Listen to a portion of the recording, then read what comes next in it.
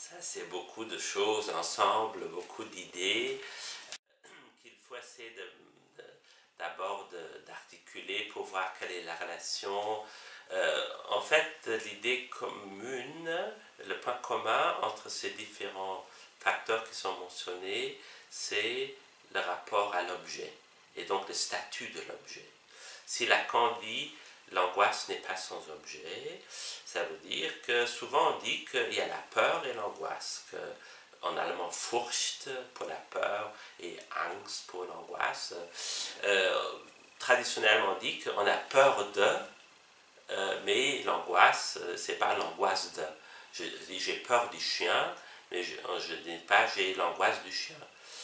Donc comme s'il n'y avait pas d'objet. Alors Lacan dit non, elle n'est pas sans objet.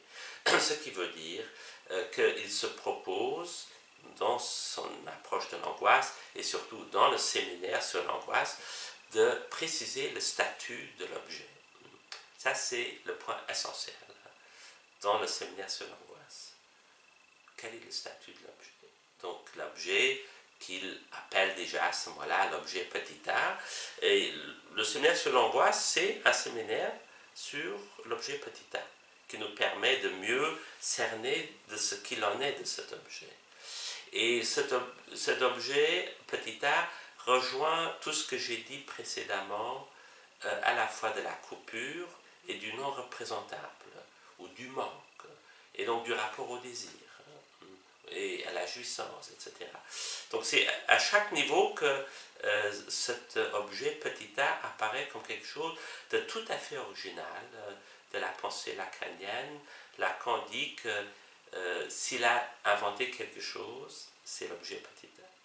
Il revendique ça comme étant ça, le propre de son discours et son invention majeure.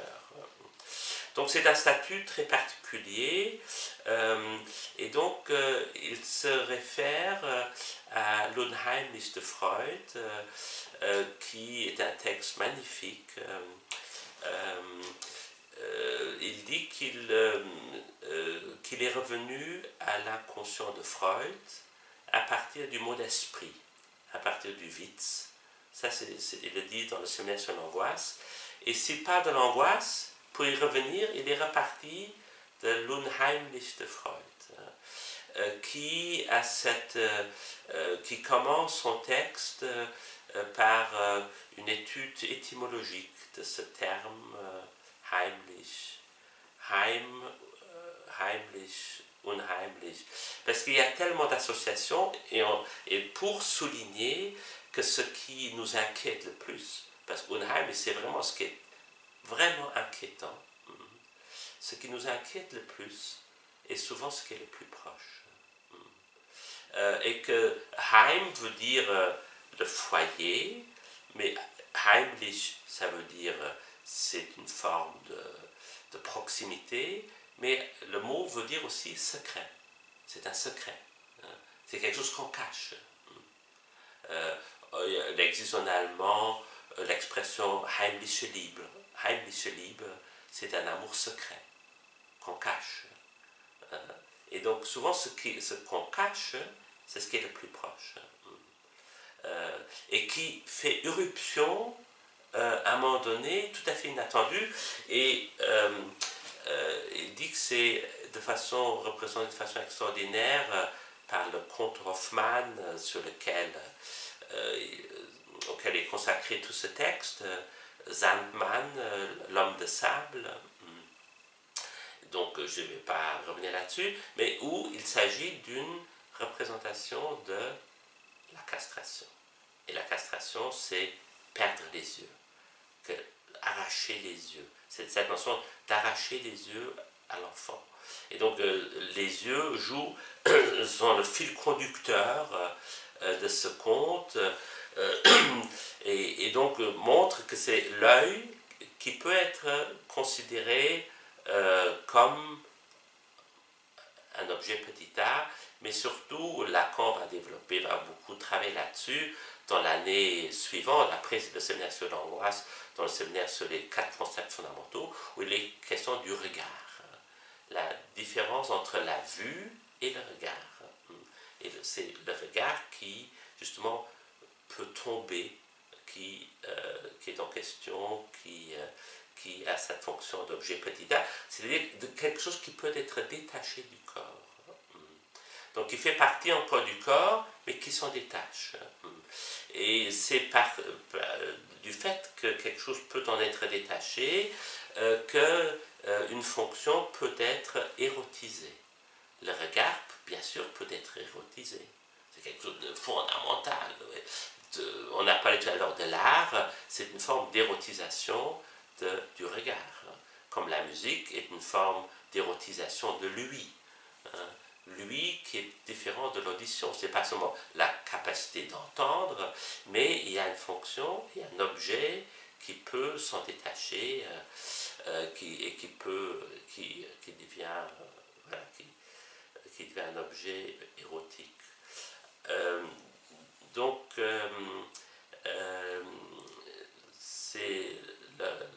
si Lacan dit que l'angoisse n'est pas sans objet, c'est un objet très particulier.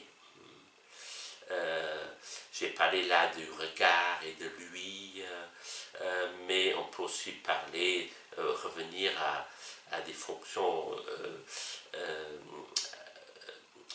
à des objets plus primordiaux dont déjà Freud parle, c'est-à-dire le rapport au sein maternel. Le sein maternel, bien sûr, intervient dans sa fonction nourricière, mais on sait à quel point c'est aussi le sein un objet érotique de prédilection. Mais de nouveau, dans la façon dont Lacan nous l'introduit, dans la mesure où une partie peut en être détachée.